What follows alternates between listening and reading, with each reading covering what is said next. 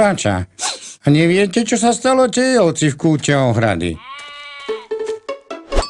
Úbožiatko nechce žrať a len sa skrýva pred ostatnými.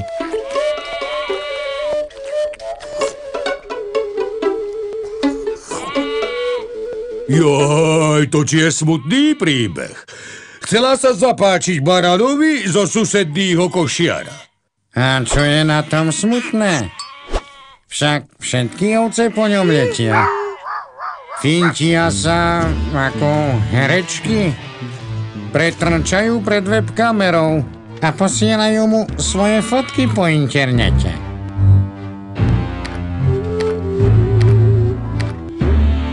Jano, ale táto ovca sa nafotila trochu ináč. Ako ináč? Všetky fotky sú rovnaké. Joj, ale táto ovca sa nafotila bez kožúšteka.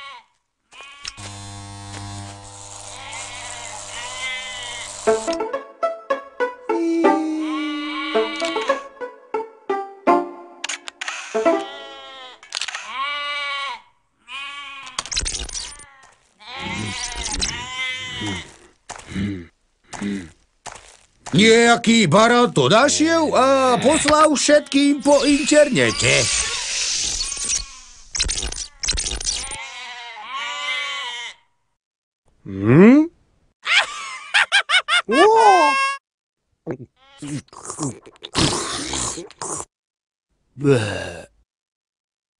A teraz sa jej smeje celý košiar a ona chúďa s tým už nevie nič urobiť.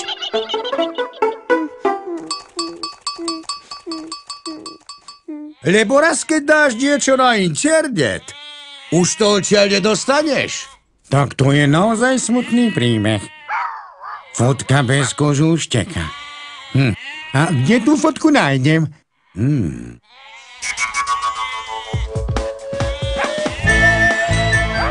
Nedávajte na internet žiadne fotografie a videá, kde ste v plavkách, v spodnej bielizni alebo máte odhalené časti tela. Môže ich niekto zneužiť alebo vás osmiešniť.